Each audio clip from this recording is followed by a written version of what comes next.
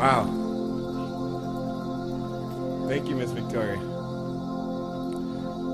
Well, now that Miss Victoria has opened your hearts and warmed your hearts, I have the pleasure to introduce the next gentleman who is a dynamic presenter, Dr. George Banks. Dr. Banks has worked at the federal, state, and local levels with a special emphasis on enhancing the ability of communities and school districts to provide quality education to all children. A teacher himself, Dr. Banks has also expertly trained teachers at colleges and universities around the nation. He holds a bachelor's degree in psychology from the University of Massachusetts, a master's degree in education from Harvard University, and a doctoral degree in education and psychology from the State University of New York at Buffalo. Dr. Banks is the author of numerous articles and books, including the recent book, The Issue of Race, A Resolution for the 21st Century. It is now my privilege and honor to introduce Dr. George Banks. Dr. Banks.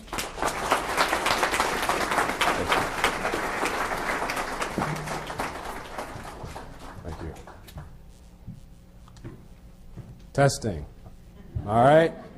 All right. I tend to get a little loud, but I don't have to today because I got this fancy mic. Thank you very much. Greetings to you all. How you all doing? Fine. It's a very exciting time. And I have to say, this music is certainly inspirational. And I thank the performers for that. I am very pleased to be here as an African American, as an American. I would like to thank Dr. Larry Ross, Ms. Gwen Washington, Mr. David Jackson, and their team for the opportunity to participate in this session. And I'd like to thank Mr. Fox for the introduction. As we have been acknowledging, this is certainly an extraordinary time. We have a new president. We have a heightened sense of optimism, empowerment, and a positive approach to things. So what I would like to do in my presentation is share with you a direction that comes from my experience. And I find a direction to be important for us to be able to build from the extraordinary base that we have at this time to meet head-on the steep challenges that we face, economically, socially, and what have you. So I want to share with you a direction, and I have identified it as a direction for African American emergence in support of the emergence of all Americans. And it is drawn from my latest book, The Issue of Race, A Resolution for the 21st Century, as well as the models and programs that I and my colleagues are implementing. To start with, I'd like you to do something for me, please. Think about this. As you view African American history, the struggles, the accomplishments, as you look at the extraordinary success that we see these days, as well as the problems that continue, ask yourselves, what do you see to be a critical ingredient for the continued advancement, for the continuing progress for African Americans? Give it some thought. Make a mental note. If we had a little time, I would sample some of your thoughts and we would have an interesting discussion. But for now, please just hold to your thought. And as I share my direction with you, you can compare your thoughts with some of the thoughts that I'm presenting to you. Now, what I want to do in giving my direction, I want to do two things. One, I want to give you a guiding principle that I suggest is critical for African American emergence. And secondly, I want to give you two applications, two illustrations of the use of that principle. One application is in education. And the second application is in terms of education in support of community economic development, community prosperity. To start with, I'd like to share a lesson that I learned early in my career.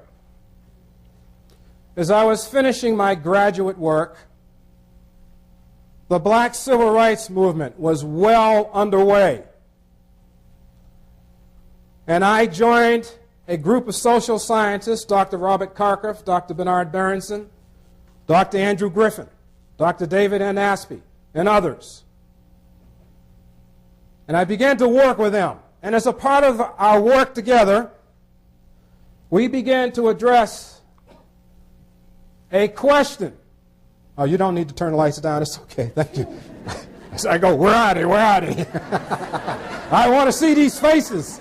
It's feedback. I need feedback. Thank you. I appreciate it, though. I said, whoa, what happened? We began to address a question that was on the minds of many people at that time. And the question was, can people from different backgrounds work together? Specifically, can blacks and whites work together? And I and my colleagues looked at that question in terms of relations between people in educational, community, and workplace settings. And the answer we came up with was of no surprise to anyone. The answer was, yes, people from different backgrounds can work together, clearly. Now, what was revealing for us was what we found to be the underlying factor accounting for successful relations between people from different backgrounds. Because we found that that success was not accounted for so much by intangibles, such as good personality, a non-judgmental attitude, an openness, an acceptance. No, we found that that success was accounted for by the specific skill, the behavior of the people involved. Now let me give you an illustration from education.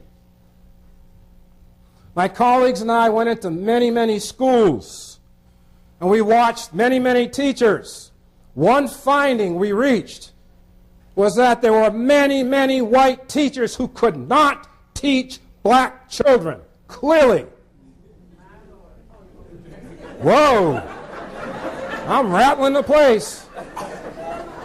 Whoa! All right. Whoa! Hey, you got it all at once. All right. It keeps it interesting, right? Right in the middle of my punchline.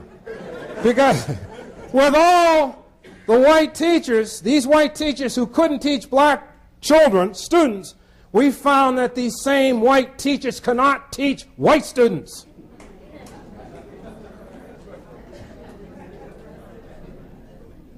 We found that there were many white teachers who could teach black children, who could teach white children. We found many black teachers who could teach black children and white children, and we found many black teachers who could not teach white children, who could not teach black children. We said, whoa, wait a minute. We first started approaching things from a race basis. As we cut into it, we begin to say there's something else going on. And we begin to detect a pattern, not only in education, but also in community and the workplace. A relationship between levels of human effectiveness on the one hand and the presence of issues or problems related to background differences, diversity, race on the other hand. And we were finding that in many settings, in those settings where individuals were functioning at high levels of effectiveness based upon specific measures, there was less of a likelihood of issues or problems related to background differences.